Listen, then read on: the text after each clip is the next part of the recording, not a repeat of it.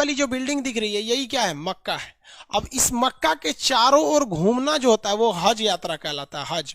अब ये जो छोटे छोटे लोग दिख रहे हैं ना, ये सब लोग आदमी है लोग, यहाँ पे करोड़ों की लाखों की संख्या में भीड़ रहती है। ये कुंभ मेला में कैसे भीड़ लगा रहता है, आदमी गिन पाएंगे कुंभ में, वैसे यहाँ पूरी दुनिया के मुस्लिम यहाँ जाते हैं और इसका हज करके चक्कर लगाते हैं, हज यात्रा कहा जाता है। ठीक है, हज यात्रा कंप्लीट कब हो जाता है, जब आप मक्का में जाते हैं तब। ये मक्का को कहा जाता है कि ये मतलब ये अल्लाह के पूजा स्थल के लिए इसका मुख्य रूप से महत्व है। दूसरा जगह आता है मदीना। मदीना ग्रीन कलर का है। ये मोहम्मद साहब जब इस दुनिया से चले गए तो उनका जो मकबरा बनाया गया, जो कब्र बनाया गया, वो यही मदीना में बनाया गया।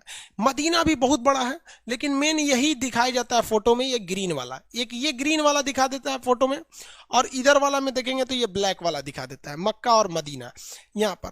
अब इस्लाम धर्म में क्या चीज़ है भाई, आपको जब नमाज पढ़ना है ना तो आपका सर इसी मक्का की ओर रहना चाहिए। इसलिए पूरी दुनिया में अगर देखेंगे ना तो मुस्लिम सब नमाज होता है अलग अलग डायरेक्शन में पढ़ेंगे सर। इंडिया के मुस्लिम पश्चिम डायरेक्शन में नमाज पढ़ता है सर। देखिए इंडिया के जो भी मुस्लिम है, यही है मक्का। इंडिया का जितना मुस्लिम है वो नमाज पढ़ेगा तो उसका मुंह किधर रहेगा, पश्चिम रहेगा। समझा गया। मुसलमानों में एक चीज बहुत सब पश्चिम मुंह करके वो झूठ नहीं बोलता है सब, लेकिन झूठ बोलने वाले तो यार गीतिम दिशा में वो लोग क्या करते हैं, नमाज पढ़ते हैं। इसलिए मस्जिद देखिएगा ना, हमेशा उसका मतलब वो नमाज पढ़ने वाला पश्चिम डायरेक्शन में होगा। तो ये पूजा स्थल होता है, वहाँ हज यात्रा करना जरूरी होता है। इससे दो चीजें बड़ा विवादित होती है। कुछ लोग का कहना है यहाँ शंकर जी का मंदिर है। भैया ये सारी चीजें एक आडंबर है। ये वैसे ही कहते हैं लोग कि शंकर जी का मंदिर है, जैसे लोग कहते हैं गुल्लर के फूल डाल दोगे तो कोई चीज खत्म नहीं होगा।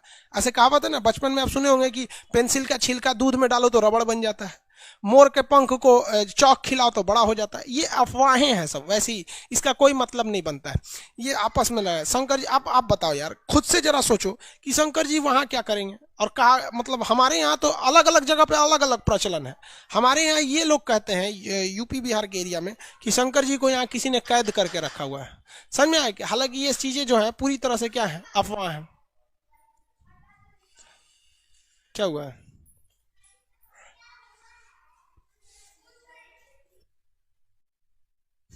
चलिए देखिए ध्यान से। यहाँ तो यहाँ पे ऐसा कुछ नहीं है। वहां पर एक पत्थर है जिस पर क्या करना पड़ता है, कंकड़ मारना पड़ता है।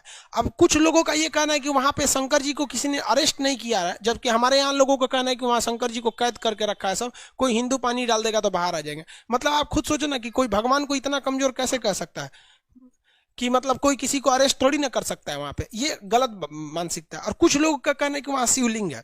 देखिए वो शिवलिंग नहीं है, वहां पे जो इस्लामिक परंपरा है वो हम आपको बता देते हैं। लेकिन आपके दिमाग में अगर कोई चीज बैठ गई है तो वो हमारे कहने से नहीं निकल सकती है। और अगर आप ये मानते हैं कि वहां शंकर जी को किसी ने अरेस्ट किया तो मतलब शंकरों जी की बेइज्जती कर रहे हैं। एक शैतान था, मतलब एक बहुत बुरा आदमी था, जब मोहम्मद साहब थे तो उनको बहुत परेशान करता था।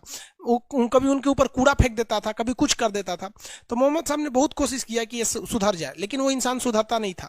तो तंग आकर मोहम्मद साहब ने उसे श्राप दे दिया कि जा तू पत्थर का बन जाएगा। तो वो आदमी एक बड़ा सा पत्थर बन के रह गया है। तो लोग जाते हैं ना तो इसी पत्थर पे कंकड़ से मारते हैं लोग, वो ये दिखाने के लिए कि तूने मोहम्मद साहब को परेशान किया था। तो किसी ने ये फोटो लाया और बोल दिया कि भाई साहब यहाँ पर मतलब इस फोटो में यहाँ पे कि ये शिवलिंग है, जबकि ऐसा कुछ नहीं है। वो परंपरा के हिसाब से देखिएगा तो एक शैतान आदमी था। अब बताओ भाई, अगर इस पत्थर की हिस्ट्री उठाओगे तो वो एक ऐसा दुष्ट व्यक्ति था जिसे पत्थर बना दिया गया श्राप से। अब वो दुष्ट व्यक्ति को आप शिवलिंग बोलोगे। आप मानते हो तो आप हमारी बात पे तो बिलीव नहीं कर सकते, वरना अगर आप जिस पे बिलीव करते हो जो ऑथेंटिक चीज है, जैसे गूगल हो गया, विकीपीडिया हो गया, क्योरा हो गया, इस सब पे आप जाके सर्च कर सकते हैं।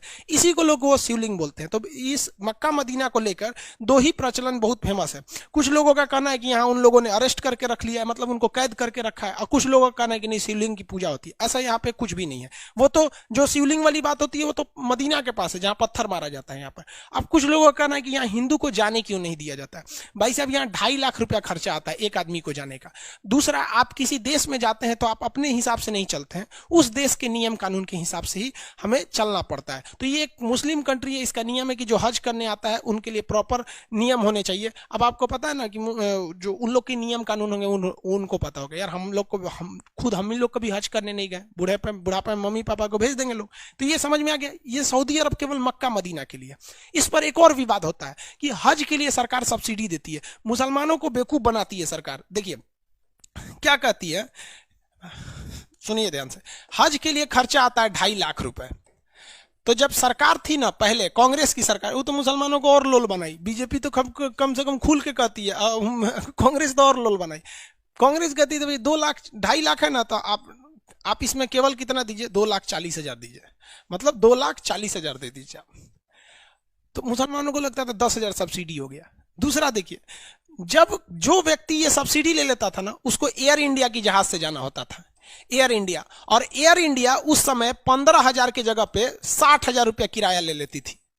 भाई साहब यहां देखो, 15,000 की जगह पे 60,000 किराया ली है यहां पर, यानी 45,000 सरकार ने एक्स्ट्रा किराया ले लिया।